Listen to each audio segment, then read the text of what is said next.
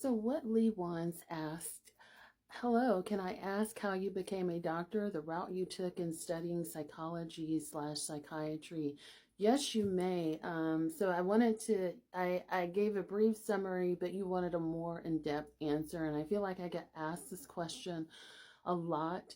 And I feel like the requirements, since I was going through school, are maybe a little bit different and maybe a little bit shorter for folks that are wanting a higher level degree in psychology. My name is Dr. Natalie Jones. And again, this is a question I get asked a lot. So I got an undergraduate degree.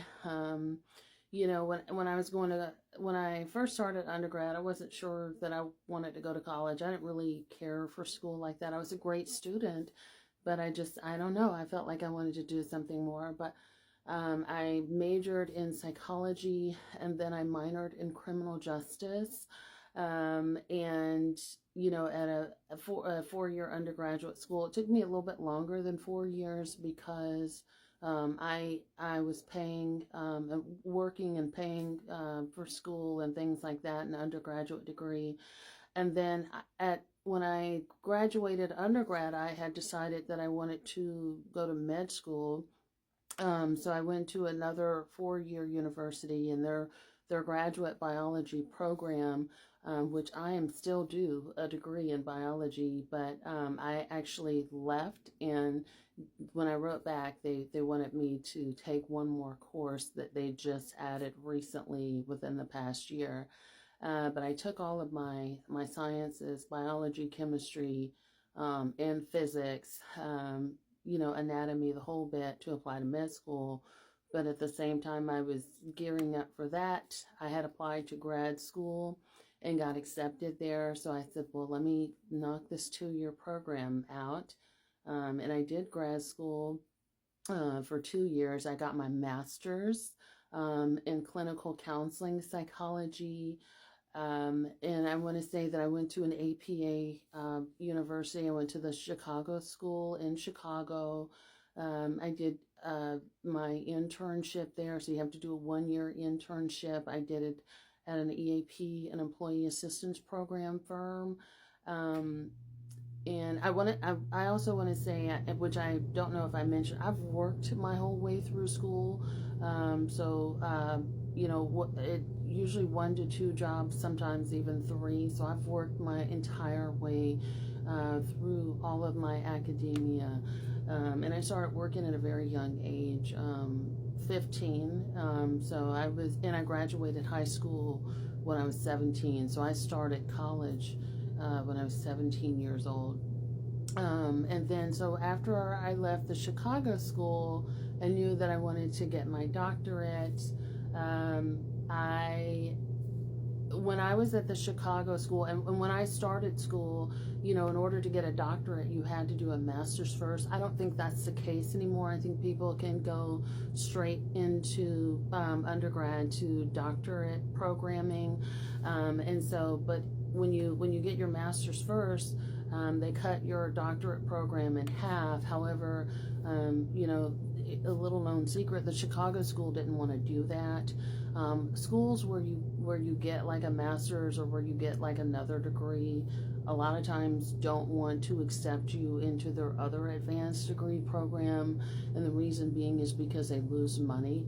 And they lose money because you get credit for the work that you've done in other programs. So the Chicago school didn't want to take me back. And I said, well, that's fine. I'll kind of just move around. I'm not stressing it too much. And then I went to the California School of Professional Psychology here. At that time, it was in San Francisco.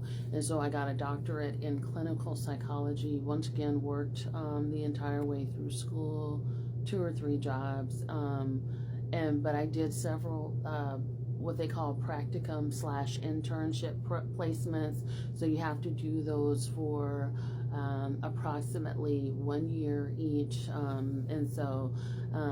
was just getting a sense of what I wanted to do. I knew at a very early start I wanted to do forensic work.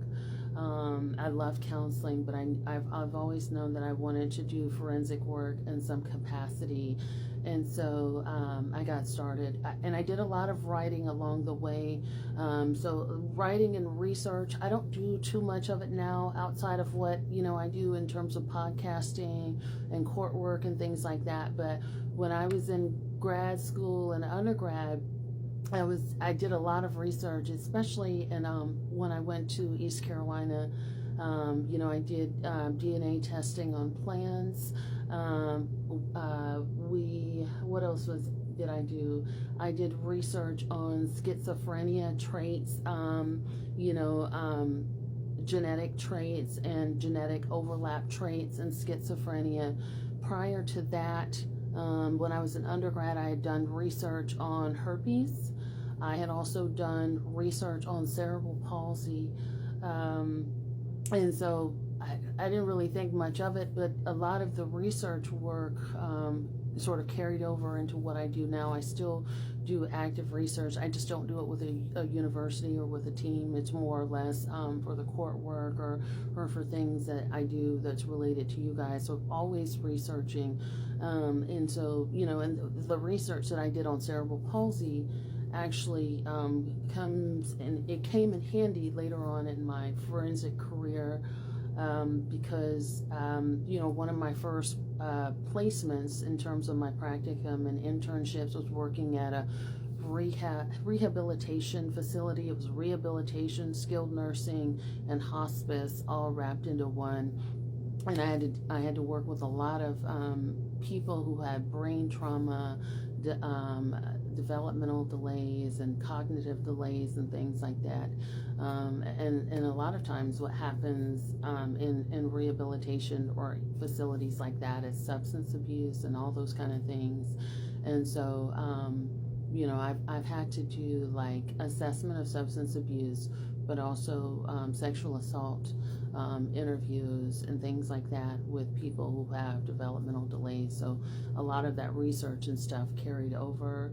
And then, so you have to do all this pre-doctoral training. So I think I only had to do 2 technically, because my program was cut in half, but I think I ended up doing 3 or 4.